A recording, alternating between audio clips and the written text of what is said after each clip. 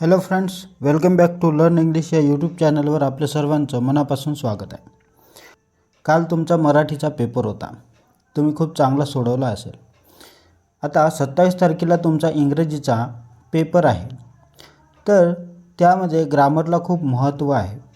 जर तुम्ही ग्रामर शिकले नसेल किंवा विसरले असेल तर तुम्ही इथून 7 दिवस म्हणजे 26 तारीखपर्यंत माझे व्हिडिओ बघा. तुम्ही पूर्ण या 7 दिवसामध्ये A to Z ग्रामर मी तुम्हाला शिकवणार आहे. हे वन शॉट व्हिडिओ आहे. जर तुम्हाला याच्याबद्दल डिटेल्समध्ये शिकायचं असेल तर तुम्ही प्लेलिस्टमध्ये जा. तिथे एक ग्रामरचं सेक्शन आहे. त्याच्यामध्ये जाऊन तुम्ही डिटेल्समध्ये तुम्ही त्याचा अभ्यास करू शकता. पण आता आपल्याजवळ वेळ कमी आहे म्हणून आपण शॉर्टकटमध्ये म्हणजे वन शॉट व्हिडिओ मी तुम्हाला टाकत आहे. तर ते तुम्ही बघून घ्या. तर आजचा वन शॉट व्हिडिओ आहे पार्ट ऑफ स्पीचवर. तर पार्ट ऑफ स्पीच म्हणजे काय होते ते आज आपण शिकणार आहे. तर बघा, पार्ट ऑफ स्पीच 8 असते. त्याच्यामधील पहिला आहे नाऊन. नाऊन म्हणजे काय? एक गोष्ट लक्षात ठेवा, नाऊन म्हणजे नाम होते. हे तुम्हा सर्वांना माहीतच असेल. नाऊन म्हणजे नाम होते. पण कोणते? जसं बघा, ज्या शब्दाने व्यक्ती, ठिकाण, वस्तू, भावना याचे नाव कळते त्याला नाऊन म्हणते. जर तुम्हाला हे पण समजत नसेल तर फक्त एक गोष्ट लक्षात ठेवा, जेव्हाही तुम्हाला कोणी काही विचारते तर त्याचं जर चित्र तुमच्या डोळ्यापुढे म्हणजे डोळ्यापुढे येत असेल तर त्याला समजायचं नाऊन. जसं मी म्हणतो तुम्हाला ॲपल म्हणल्यावर तुमच्या डोळ्यासमोर चित्र बनलेलं आहे ॲपलचं, लाल लाल ॲपल बनलेला आहे. खुर्ची म्हटल्यावर तुमच्या डोळ्यामध्ये चित्र तयार झालं. मी म्हणतो तुम्हाला शाळा म्हणल्यावर तुमच्यापुढं शाळेचं चित्र तयार झालं आहे. तर गोष्ट लक्षात ठेवा, ज्यावेळी तुमच्या डोळ्यापुढे चित्र तयार होते त्याला म्हणायचं नाऊन. जसं उदाहरणामध्ये बघा, राम हे एक नाऊन आहे. स्कूल म्हणल्यावर तुमच्या डोळ्यापुढे शाळेचं चित्र तयार झालं. इंडिया म्हणल्यावर इंडियाचं चित्र आले असेल, इंडियाचा मॅप दिसत असेल तुमच्या डोळ्यामध्ये. नंतर बुकचं पण चित्र दिसत असेल. आता ऑनेस्टी म्हणजे काय होते? ऑनेस्टी म्हणजे इमानदारी होते, ज्याचं चित्र बनत नाही. मी पुढे सांगणारच आहे की कोणाचं बनते आणि कोणाचं नाही बनत. वॉटर म्हणल्यावर पाण्याचं चित्र बनलेले असेल. तर एक गोष्ट लक्षात ठेवायची हमेशा, याच्यापुढं कधीच विसरणार नाही तुम्ही, ज्याचं चित्र बनते ते म्हणजे नाऊन. बस झालं. काही व्याख्या पाठ करायची गरज नाही. आपल्याला काही व्याख्या वगैरे विचारत नाही. समजलं? तर बघा, आता नाऊनचे काही प्रकार आहे. तर सर्वात पहिला प्रकार आहे प्रॉपर नाऊन. प्रॉपर नाऊन म्हणजे होते विशेष नाम आणि कॉमन नाऊन म्हणजे होते साधारण नाव. जसं मी जर म्हटलं बॉईज, आता बॉईज म्हटलं तर काय, सर्व मुलं आपल्याला दिसतात. पण त्याच्यापैकी जर मी एकाचंच नाव घेतलं, जसं राम घेतलं, तर सर्व मुलांचं नाव राम राहते का? नाही राहत. जसं मी म्हटलं सिटी म्हटलं तर भारतातल्या किंवा जगातल्या सर्व सिटी आल्या. पण त्याच्यापैकी फक्त मी मुंबई म्हटलं तर पूर्ण जगामध्ये मुंबई एकच आहे. तर ते काय झालं? विशेष नाम झालं. मी जर म्हटलं कंट्री तर तुमच्यापुढं पूर्ण जगातले देशाचं नाव येणार. पण त्याच्यापैकी मी जर म्हटलं इंडिया तर इंडिया पूर्ण जगामध्ये एकच आहे. तर एक गोष्ट लक्षात ठेवा, जे एकच असते म्हणजे काहीतरी विशेष नाव असते त्याला म्हणायचं प्रॉपर नाऊन. आणि जे सर्वसाधारण असते म्हणजे खूप जास्त प्रमाणात असते त्याला म्हणायचं कॉमन नाऊन. बरोबर समजलं? नंतर बघा, नंतर आहे ॲब्स्ट्रॅक्ट नाऊन. ॲब्स्ट्रॅक्ट नाऊन म्हणजे भाववाचक नाम. आता बघा, हे जे ॲब्स्ट्रॅक्ट नाऊन आहे ना, ह्याचं चित्रच डोळ्यापुढं बनत नाही. जसं बघा, ऑनेस्टी, इमानदारी म्हटलं तर कसं? तर एक गोष्ट लक्षात ठेवायचं, अशी गोष्ट ज्याला आपण हात लावू शकत नाही, पाहू शकत नाही, ज्याची आपण चव घेऊ शकत नाही म्हणजे खाऊ शकत नाही, त्याला म्हणायचं ॲब्स्ट्रॅक्ट नाऊन. जसं ऑनेस्टी म्हणजे इमानदारी. आपण इमानदारीची आपण चव घेऊ शकतो का? नाही. हात लावू शकतो का? नाही. पाहू शकतो का? नाही. फक्त ते आपण फील करू शकतो. म्हणून याला म्हणतात ॲब्स्ट्रॅक्ट नाऊन, भाववाचक नाम. तसंच लव, प्रेम आपण पाहू शकतो का? नाही पाहू शकत. हात लावू शकतो का प्रेमाला? चव घेऊ शकतो का? नाही घेऊ शकत. तसंच हॅपी आहे, खुशीला पण आपण हात लावू शकत नाही, पाहू शकत नाही, चव घेऊ शकत नाही, पण आपण फील करू शकतो का मी खुश आहे किंवा ती खुश आहे, तो खुश आहे, अशा प्रकारे. तसंच ब्रेव झालं म्हणजे शौर्य, ज्याला आपण हात लावू शकत नाही, पाहू शकत नाही, ते आपल्याला दिसत नाही, आहे का नाही, पण अशा गोष्टी आपण फील करू शकतो, त्याला म्हणतात ॲब्स्ट्रॅक्ट नाऊन. समजलं बरोबर? Proper noun, common noun, abstract noun. समजलं ना? आता पेपर आहे, बिलकुल विसरायचं नाही. त्याच्यानंतर बघा मटिरियल नाऊन. मटिरियल नाऊन म्हणजे काय होते? पदार्थवाचक नाम. म्हणजे इथे येणार तुमच्या खाण्यापिण्याच्या वस्तू, जसं गोल्ड म्हणजे सोनं, जे सोनं पेनं खाऊ तर शकत नाही, पण तो एक पदार्थ आहे. गोल्ड आहे, सिल्वर आहे, स्टील आहे का नाही. त्याच्यानंतर वॉटर, पाणी, मिल्क, तर शुगर झालं, ते याच्यामध्ये हे वस्तू येतात. तर आता हे तुम्हाला सर्व नाऊन समजले ना? तर बघा आता याच्यामध्ये अजून 2 नाऊन आहे. एक आहे काउंटेबल नाऊन आणि एक आहे अनकाउंटेबल नाऊन. फक्त एवढं लक्षात ठेवा, काउंटेबल म्हणजे ज्याला आपण मोजू शकतो आणि अनकाउंटेबल म्हणजे जे आपण मोजू शकत नाही. जसं आपल्या डोक्यावरचे केस आपण मोजू शकत नाही, म्हणून ते अनकाउंटेबल नाऊनमध्ये जाणार. जसे संध्याकाळी आपल्याला चांदण्या दिसते, तर ते आपल्याला काय जाणार? अनकाउंटेबल नाऊनमध्ये जाणार. आणि जे आपण मोजू शकतो ते कायच्यामध्ये जाणार? तर ते जाणार काउंटेबलमध्ये, नाऊनमध्ये जाणार. तर ही गोष्ट लक्षात ठेवा. आता आपण उदाहरणे समजून घेऊ. या उदाहरणामध्ये तुम्हाला सांगायचं आहे, जसं बघा Ram is a good boy. तर हे जे राम झालं, हे राम काय झालं? हे झालं प्रॉपर नाऊन, आणि जे बॉय आहे ते बॉय आहे कॉमन नाऊन. आता मग तुम्ही म्हणणार सर हे गुड काय आहे, हे इज काय आहे? तर बघा हे इज आहे ना, हे आहे हेल्पिंग वर्ब, आणि हे जे गुड आहे विशेषण आहे, ॲडजेक्टिव्ह आहे, जे नाऊनबद्दल आपल्याला माहिती सांगते. म्हणजे राम हा मुलगा आहे, पण कसा मुलगा आहे? गुड आहे. हे मी समोर सांगणारच आहे, त्याचं टेन्शन नको घ्या. फक्त एवढं समजा, तुम्हाला प्रॉपर नाऊन आणि कॉमन नाऊन समजलं का? चला आता पुढं बघा. Honesty is the best policy. तर याच्यामध्ये ऑनेस्टी काय आहे? ऑनेस्टी आहे ॲब्स्ट्रॅक्ट नाऊन आहे. का ॲब्स्ट्रॅक्ट नाऊन आहे? कारण ऑनेस्टीला आपण हात लावू शकत नाही, पाहू शकत नाही, चव घेऊ शकत नाही, म्हणून हे काय? ॲब्स्ट्रॅक्ट नाऊन म्हणजेच भाववाचक नाम आहे. तर तुम्हाला नाऊन समजलं आणि नाऊनचे प्रकार समजले असेल. आता आपण पाहू पुढचा. चला त्या पहिले मला हे टेस्ट सोडून दाखवा. जसं तुम्हाला नाऊन ओळखायचे आहे बघा, द गर्ल इज प्लेइंग. तर याच्यामध्ये तुम्हाला नाऊन ओळखायचं आहे. तर गर्ल हे काय झालं? नाऊन झालं. पुढं बघा, इंडिया इज माय कंट्री. तर याच्यातलं नाऊन ओळखा बरं. तर इंडिया हे काय झालं? प्रॉपर नाऊन झालं, आणि कंट्री काय झालं? कॉमन नाऊन झालं. पुढं बघा, गोल्ड इज एक्सपेन्सिव्ह म्हणजे सोनं महाग आहे. चला, तर हे जे गोल्ड आहे, तर गोल्ड काय झालं? गोल्ड झालं नाऊन आहे. कोणतं नाऊन आहे? मटिरियल नाऊन आहे. नंतर बघा, ऑनेस्टी इज इम्पॉर्टंट. तर याच्यातलं नाऊन सांगा बरं तुम्ही. तर ऑनेस्टी हे काय झालं? याच्यातलं नाऊन झालं. चला, तर अशा प्रकारे काय करायचे? तुम्हाला चांगली प्रकारे प्रॅक्टिस करायची आहे. आता आपण बघूया प्रोनाऊन. प्रोनाऊन म्हणजे होते सर्वनाम. आता बघा, प्रोनाऊन म्हणजे म्हणजे हे जे एक व्याख्या आहे का नाऊनच्या जागी वापरला जाणारा शब्द, किंवा तुम्ही पण असं पण लक्षात ठेवा, नामाची पुनरावृत्ती टाळण्यासाठी वापरला जाणारा शब्द म्हणजे प्रोनाऊन. जसं मी जर तुम्हाला विचारलं, चला तुमचं नाव काय आहे सांगा, तुम्ही म्हणणार माझं नाव गजानन आहे. मग मी म्हणणार गजानन कितव्या वर्गात शिकते, गजाननला कोणता विषय आवडते, गजानन कशामध्ये हुशार आहे. तर तुम्ही काय म्हणणार? अरे का 3 वेळा माझंच नाव घेऊन राहिलं? आता 1 वेळा सांगितलं ना माझं नाव गजानन आहे म्हणून, मग परत परत का माझं नाव घेत आहे असं तुम्ही म्हणणार. म्हणजेच काय होते? नामाची पुनरावृत्ती टाळण्यासाठी आपण प्रोनाऊनचा उपयोग म्हणजे आपण प्रोनाऊनचा उपयोग करतो. किंवा तुम्ही हे एक लक्षात ठेवा, नामाच्या जागी वापरला जाणारा शब्द.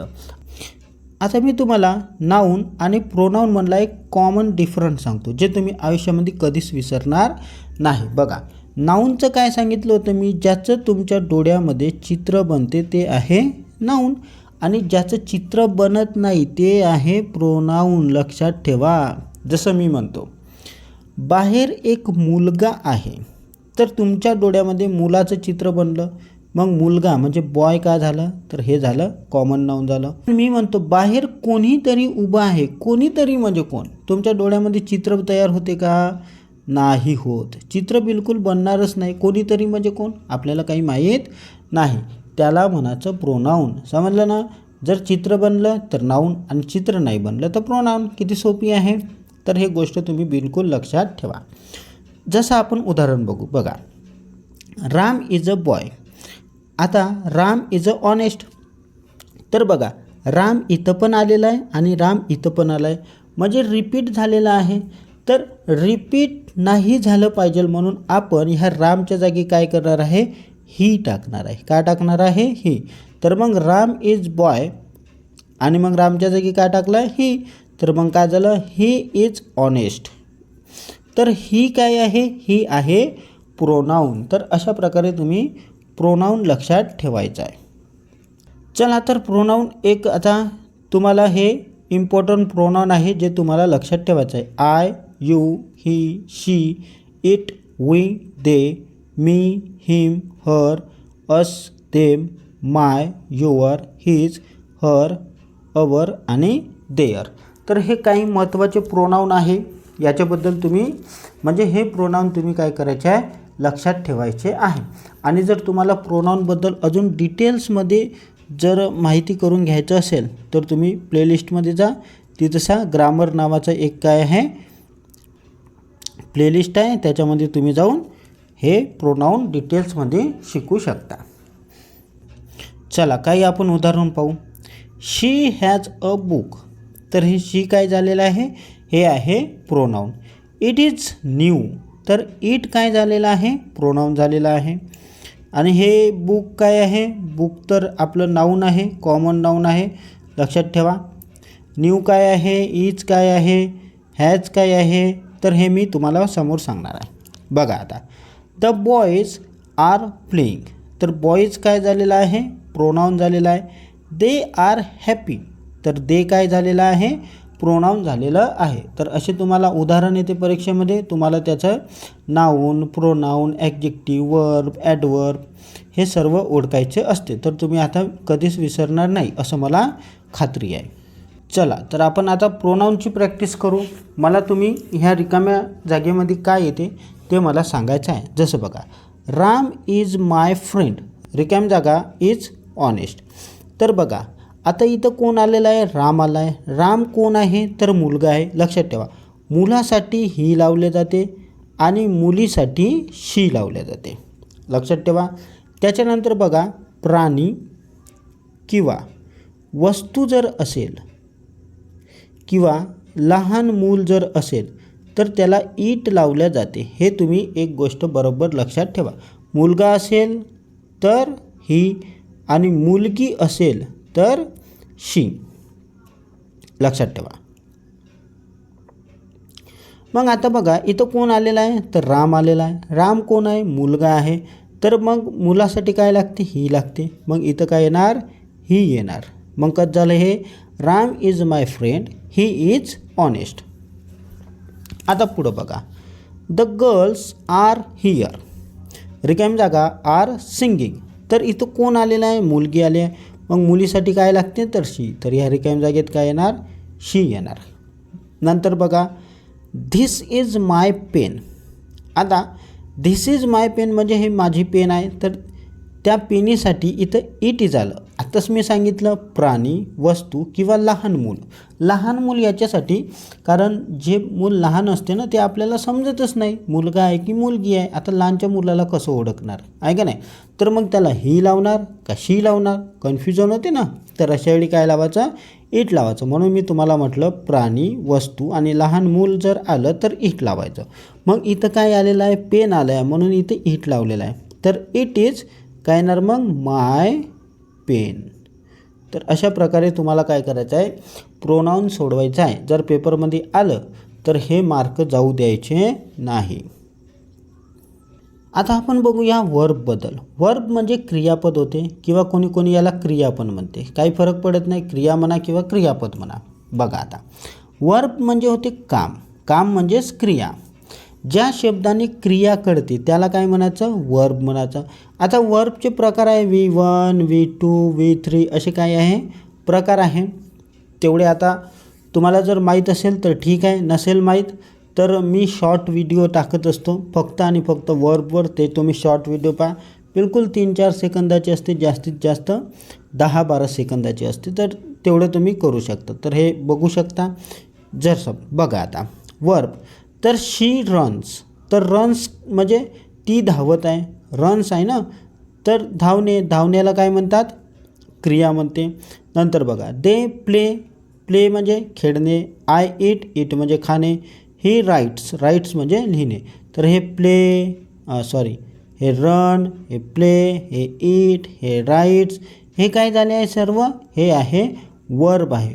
आता एक गोष्ट लक्षात ठेवा, जर तुम्हाला वर्ब एवढे सारे माहीत नसेल तर फक्त माझी एक गोष्ट लक्षात ठेवा, ज्या शब्दाच्या मागं शेवटी ने लागते, मराठीमध्ये सांगत आहे का, म्हणजे मराठीमध्ये तुम्ही ट्रान्सलेट करायचं एखादी वर्ब आल्यावर, का ज्याच्या मागं ने लागते ते आहे वर्ब. जसं बघा रन्स, रन्स म्हणजे धावणे, आलं लास्टमध्ये ने.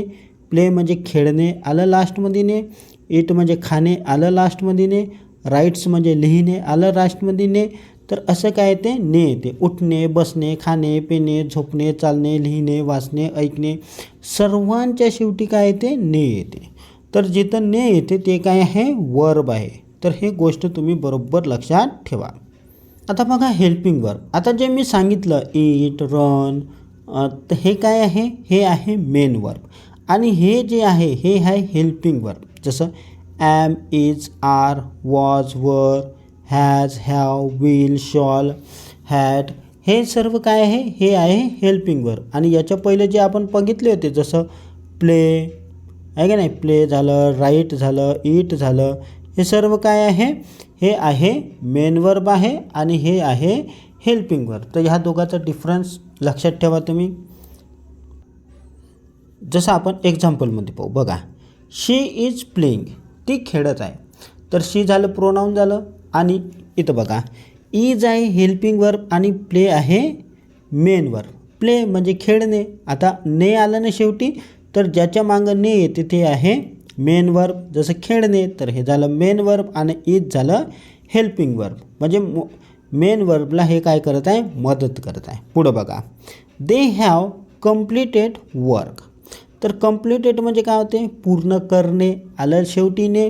तर हे पूर्ण करणे हे झालं तुमचं मेन वर्ब आणि हॅव हे झालं तुमचं हेल्पिंग वर्ब. तर हे गोष्ट लक्षात ठेवा. चला आता वर्बवर थोडीशी आपण प्रॅक्टिस करूया. बघा शी सिंग्स स्वीटली. तर सांगा आता मला याच्यातलं वर्ब कोणता आहे, तर सिंग्स, गाणे गाणे आहे का नाही, गाणे गाणे हे काय आहे, वर्ब आहे. They are watching TV. तर याच्यातलं वर्ब कोणता आहे, वॉच. वॉच म्हणजे पाहणे आणि हे जे आर आहे हे आर आहे हेल्पिंग वर्ब. आणि दे तर माहीतच आहे आपल्याला, प्रोनाऊन आहे आणि हे नाऊन आहे. He went home. तर याच्यातलं वेंट काय झालं, वेंट झालं वर्ब, ही झालं प्रोनाऊन आणि होम झालं तुमचं नाऊन. तर अशा प्रकारे तुम्हाला काय करायचे आहे, प्रॅक्टिस करायची आहे. तुमच्याजवळ 7 दिवस आहे. 7 दिवस तुम्ही माझे व्हिडिओ बघा. तुमचं पूर्ण ग्रामर मी पूर्ण काय करून देणार, कंप्लीट करून देणार. आता बघूया आपण ॲडजेक्टिव्ह. ॲडजेक्टिव्ह म्हणजे होते विशेषण. जसं बघा ॲडजेक्टिव्ह म्हणजे नाऊनबद्दल माहिती देणारा शब्द. म्हणजे जे आपलं वाक्यातलं नाऊन असते ना त्याच्याबद्दल विशेष माहिती सांगते. तर नाऊनबद्दल विशेष माहिती सांगणाऱ्या शब्दाला काय म्हणायचं, विशेषण म्हणजेच ॲडजेक्टिव्ह आपण म्हणायचं. लक्षात ठेवा. जसं बघा इथं शी इज अ ब्युटिफुल गर्ल. तर आता जर मी इथं ब्युटिफुल नसतं लावलं तरीही माझं वाक्य कंप्लीट झालं असतं. शी इज अ गर्ल, ती एक मुलगी आहे, वाक्य कंप्लीट झालं. पण जर मी तसा ब्युटिफुल जर हा शब्द टाकला तर मग हे कसं होणार, शी इज अ ब्युटिफुल गर्ल, ती एक सुंदर मुलगी आहे. पहिलं काय होतं, मुलगी आहे, आता काय झालं, ती एक सुंदर मुलगी आहे. तर हे जे सुंदर आहे हे सुंदर कोणाबद्दल सांगत आहे, तर या मुलीबद्दल सांगत आहे. तर हे जे ब्युटिफुल आहे हे काय आहे, ॲडजेक्टिव्ह आहे. तर ॲडजेक्टिव्ह टाकल्यानं काय होते, भाषाचं सौंदर्य पण वाढते. बघा ॲडजेक्टिव्ह म्हणजे ब्युटिफुल काय आहे, ॲडजेक्टिव्ह आहे. तर समजलं. नंतर बघा it is a big house. आता जर मी इथं बिग हा शब्द टाकलाही नसता तर काय झालं असतं, इट इज अ हाऊस, ते एक घर आहे. पण बिग टाकल्याबरोबर काय झालं, हे घर मोठं झालं. तर it is a big house, ते एक मोठं घर आहे. तर बिग टाकल्यानंतर काय झालं, याचं सौंदर्य वाढलं. त्याच्यानंतर नाऊनबद्दल माहिती सांगत आहे, ती एक घर आहे, पण कसं घर आहे, मोठं घर आहे. तर अशा प्रकारे ॲडजेक्टिव्ह कोणाबद्दल माहिती देते, तर नाऊनबद्दल माहिती देते. हे लक्षात ठेवा. तर इथं ट्रिक आहे, ॲडजेक्टिव्ह नेहमी नाऊनबद्दल माहिती सांगतो. हे ट्रिक लक्षात ठेवा. आता आपण हे सेंटेन्स सोडवू. बघा he has a red car. जर मी इथं रेड टाकलं नाही तर काय होणार, ही हॅज अ कार आहे का नाही, त्याच्याजवळ एक गाडी आहे, कार आहे. पण रेड टाकल्याबरोबर काय झालं, लाल गाडी. कोणती कार, लाल कार. नंतर बघा शी इज अ क्लेवर स्टुडंट. जर मी इथं क्लेवर टाकलं नाही, शी इज अ स्टुडंट म्हणलं तरी काही फरक पडते का, नाही. ती एक स्टुडंट आहे, विद्यार्थिनी आहे. पण क्लेवर टाकल्याबरोबर काय झालं, ती एक विद्यार्थिनी आहे, पण कशी आहे, हुशार आहे. तर हे क्लेवर काय झालं, ॲडजेक्टिव्ह झालं. तसंच बघा it is a small village. जर मी स्मॉल टाकलं नाही, फक्त असं केलं इट इज अ विलेज, ते एक गाव आहे. पण स्मॉल टाकल्याबरोबर काय झालं, ते गाव कसं झालं, लहान झालं. तर हे काय आहे, ॲडजेक्टिव्ह आहे. ॲडजेक्टिव्ह नेहमी नामाबद्दल माहिती सांगत असतो. हे ट्रिक तुम्ही लक्षात ठेवले तर कधीच विसरणार नाही. आता आपण बघूया ॲडवर्ब. ॲडवर्ब म्हणजे क्रियाविशेषण. तर हे जे ॲडवर्ब आहे बघा, याच्यामध्ये ऑलरेडी वर्ब आलेला आहे. म्हणजेच हे जे ॲडवर्ब आहे ते कोणाबद्दल माहिती सांगते, तर वर्बबद्दल माहिती सांगते. जसं बघा शी रन्स फास्ट. तर हे जे रन्स आहे ते काय आहे, ते आहे वर्ब आहे. पण इथं फास्ट टाकल्याबरोबर कसं झालं, शी रन्स फास्ट, म्हणजे ती जोरात धावते. कसं धावते, जोरात धावते. जर फास्ट मी काढलं तर काय होते, ती धावते. कशी धावते, फास्ट धावते आहे का नाही. तर फास्ट धावते. जर मी इथं स्लो टाकलं असतं तर हळू धावते.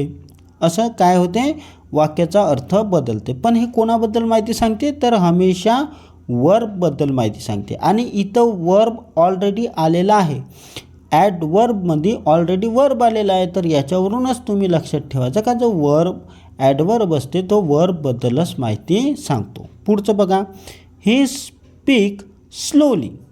तो बोलतो, कसा बोलतो, स्लोली, हळूहळू बोलतो.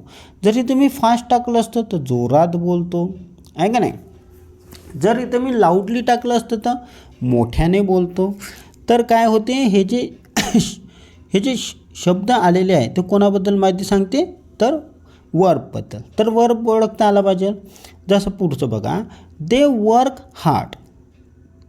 तर इथं वर्ब कोणता आलेला आहे, वर्क आलेला आहे. वर्क काय, मेन वर्ब आहे. तर याच्याबद्दल माहिती सांगते, म्हणजे ते काम करत आहे, पण कसं करत आहे, हार्ड, कठीण काम करत आहे. तर हार्ड का झालेला आहे, ॲडवर्ब झालेला आहे. तर बघा हे ट्रिक एक लक्षात ठेवा, म्हणजे प्रत्येकाला तर होणार नाही लागू, पण 99% वाक्याला हे ट्रिक लागू होते. ॲडवर्ब कसं ओळखायचं बघा, सर्वात शेवटी यल वाय असते. जे ॲडवर्ब असते त्याला सर्वात शेवटी काय लागलेलं असतं, यल वाय लागलेलं असते. जसं बघा क्विकली यल वाय आलेला आहे, स्लोलीमध्ये पण यल वाय आहे, हॅपीलीमध्ये पण यल वाय आहे. तर 99% जे शब्द आहे त्याच्यामध्ये तुम्हाला यल वाय हा दिसून येणार. तर अशा प्रकारे तुम्ही हे ट्रिक लक्षात ठेवा. तर याच्यावरच आपण ॲडवर्बवर काही सेंटेन्स सोडवूया. तर तुम्हाला खालील ॲडवर्ब ओळखायचं आहे. बघा शी सिंग्स ब्युटिफुली. तर ॲडवर्ब कोणतं झालं, तुम्हाला जर तुम्हाला माहिती नसेल तर मी ट्रिक सांगितलेली आहे. काय असते, शेवटी यल वाय असते. याच्या शेवटी यल वाय आहे, म्हणजे ब्युटिफुली काय झालेलं आहे, तुमचं ॲडवर्ब. पुढं बघा ही रन्स क्विकली. तर इथं पण यल वाय आहे, म्हणजे क्विकली काय झालं, तुमचं ॲडवर्ब झालेला आहे. पुढं बघा दे वर्क हार्ड. तर याच्यामध्ये यल वाय आहे नाही. तर 1% शब्द असे असते ज्याच्यामध्ये यल वाय नसते. पण तुम्हाला वर्ब ओळखता आला. हे वर्ब काय आहे? हे आहे वर्ब आहे. याच्याबद्दल माहिती सांगत आहे. हा शब्द कोणता शब्द? हार्ड. का ते काम करते, पण कसं काम करते? हार्ड काम करते. हार्ड काय झालेलं आहे? तुमचं ॲडवर्ब झालेलं आहे. आता आपण प्रीपोजिशन बघूया. आता प्रीपोजिशन म्हणजे काय होते बघा, स्थान, वेळ आणि संबंध दाखवतो, त्याला म्हणतात प्रीपोजिशन. आता हे जे प्रीपोजिशन आहे हे खूप सारे 100च्या वरत आहे प्रीपोजिशन, पण आपल्या कामाचे सध्या तरी 50च आहे. म्हणजे 50 प्रीपोजिशन तुम्हाला लक्षात राहिले तरी तुम्ही इंग्लिश ग्रामर आणि इंग्लिश स्पीकिंग ह्या दोन्हीही गोष्टी करू शकता. म्हणजे 100च्या 100ही माहीत राहिले नाही, म्हणजे 100च्या 100ही माहीत नाही राहिले तरी काही फरक पडत नाही, पण जे IMP आहे 50 ते आपल्याला माहीत पाहिजे. पण मी इथे तुम्हाला 50 नाही सांगणार आहे, जे इम्पॉर्टंट आहे 10वी बोर्डाला ते मी सांगणार आहे. आणि लवकरच मी प्रीपोजिशनवर एक डिटेल्समध्ये व्हिडिओ घेऊन येणार आहे, तो तुम्ही नंतर आरामशीर बघू शकता. तर बघा, इन म्हणजे होते आत, जसं इन द रूम म्हणजे रूमच्या आत. ऑन म्हणजे होते वर, ऑन द टेबल म्हणजे टेबलाच्या वर. तर हे तुम्ही लक्षात ठेवा, इन म्हणजे आत, ऑन म्हणजे वर. आता असे ॲट आहे, ॲट आपण किती वाजले हे दाखवण्यासाठी आपण ॲटचा उपयोग करतो.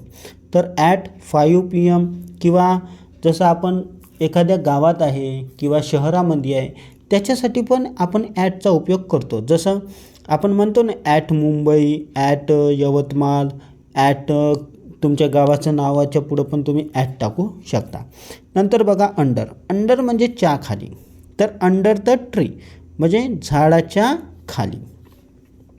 तर एक गोष्ट लक्षात ठेवा, अंडरमध्ये काय होते, अंडर जे आहे ते आपल्याला टच झालेलं नसतं. जसं तुम्ही जर झाडाखाली बसलेला आहात तर झाड तुम्हाला म्हणजे झाडाच्या फांद्या तुम्हाला टच होते का? नाही होत.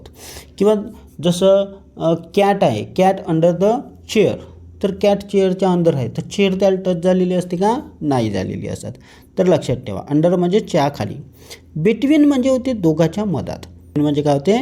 च्या मधात. जसं बिटवीन 2 बॉयज म्हणजे दोघाच्या म्हणजे 2 मुलाच्या मधात. जसं आपण एक्झाम्पल बघूयात. बघा, the book is on the table म्हणजे जे बुक आहे, पुस्तक आहे ते कशावर आहे? ऑन द टेबल म्हणजे टेबलाच्या वर आहे. ही वॉज बॉर्न ऑन 2010 म्हणजे तो 2010 जन्मला. तो 2010 जन्मला. तर अशा प्रकारे आपण in, on, at, under, between अशा प्रकारे आपण या प्रीपोजिशनचा उपयोग करायचा असतो. आणि कधीकधी तुम्हाला प्रीपोजिशनचे सरळ वाक्य आलेले असते, तुम्हाला त्याच्यातले प्रीपोजिशन ओळखायचे असते. आता बघूया आपण कंजक्शन. कंजक्शन म्हणजे काय होते? 2 शब्द किंवा 2 वाक्य जोडणाऱ्या शब्दाला कंजक्शन असे म्हटल्या जाते. जसं अँड, बट, बिकॉज, ऑर हे काय आहे? हे आहे कंजक्शन, जे 2 वाक्य किंवा शब्द जोडते. जसं बघा, Ram and Shyam are friend. राम आणि श्याम दोघेजण काय आहे? मित्र आहे. तर हे राम आणि श्याम कोण जोडलेलं आहे? तर अँडनं जोडलेलं आहे. तर अँड काय झालं? कंजक्शन झालं. तसंच खाली बघा, she was tired but she work. ती थकलेली होती पण तिनं काम केलं.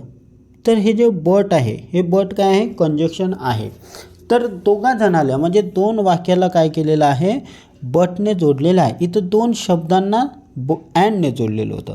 तर कंजक्शन म्हणजे काय होते? कंजक्शन म्हणजे जोडणे. मग ते 2 वाक्य असो का शब्द असो, त्याला कंजक्शन काय करते? जोडण्याचं काम करते. आणि पार्ट ऑफ स्पीचचा सर्वात लास्टचा शब्द आहे इंटरजेक्शन.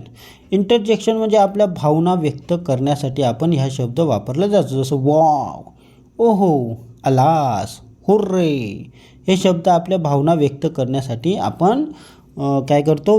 म्हणजे ह्या शब्दाचा आपण वापर करतो. जसं बघा, वॉव दॅट इज अमेझिंग असं म्हणतो, किंवा hurray we won the match. तर असे काय आहे? आपल्या भावना व्यक्त करण्यासाठी आपण इंटरजेक्शनचा उपयोग करतो. तर अशा प्रकारे आपण काय केले आहे? पूर्णच्या पूर्ण 8च्या 8ही पार्ट ऑफ स्पीच आपण शिकलेला आहोत. आता आपण याच्यावर एक टेस्ट सोडवून बघूया. बघा, हे एक टेस्ट आहे, तुमच्यासाठी आहे हे टेस्ट. तुम्ही मला कमेंट बॉक्समध्ये काय करायचं आहे, याच्यातले सर्वच्या सर्व पार्ट ऑफ स्पीच मला सांगायचे आहे. जसं नाऊन कोणता आहे, प्रोनाऊन कोणता आहे, त्याच्यानंतर वर्ब कोणता आहे, ॲडवर्ब कोणता आहे, ॲडजेक्शन कोणता आहे, इंटरजेक्शन कोणता आहे, हे सर्व कंजेक्शन कोणतं आहे, हे सर्व मला तुम्ही कमेंट बॉक्समध्ये कमेंट करून सांगायचं आहे. बघा, कमेंट बॉक्समध्ये कमेंट नाही केली तरी चालते, पण तुम्हाला आलं पाहिजे. एका वहीमध्ये बुकामध्ये तुमच्या काय करायचं आहे, लिहा आणि याच्यातलं तुम्ही ओळखा. जसं मी वाचून दाखवतो, तुम्ही आपल्या वहीमध्ये बुकामध्ये सोडवून बघा. हे टेस्ट सोडवल्याशिवाय तुम्हाला येणार नाही. बघा आता, the red ball is mine, she runs quickly, wow that is beautiful, Ram and Shyam are playing, he is a smart boy. तर अशा प्रकारे आपण पार्ट ऑफ स्पीचवर एक वन शॉट व्हिडिओ आपण म्हणजे वन शॉटमध्ये आपण पार्ट ऑफ स्पीच शिकलेला आहोत. जर तुम्हाला डिटेलमध्ये हे शिकायचं असेल तर तुम्ही प्लेलिस्टमध्ये जा, तिथं इंग्लिश ग्रामरची प्लेलिस्ट आहे, तिथून तुम्ही डिटेल्समध्ये शिकू शकता. पण एवढा वेळ नाही, हे वन शॉटमध्ये तुम्ही, मला असं वाटते की या वन शॉटमध्येच तुम्हाला सर्वच्या सर्व समजलेलं असेल. आणि हे तुम्हाला खरंच समजलं असेल, व्हिडिओ आवडला असेल तर लाईक करा, नवीन असाल तर चॅनलला सबस्क्राईब करा आणि आपले मित्र मैत्रीण भावांना पण हा व्हिडिओ शेअर करा, म्हणजे त्यांचे पण बोर्डाचे मार्क वाढून जाणार.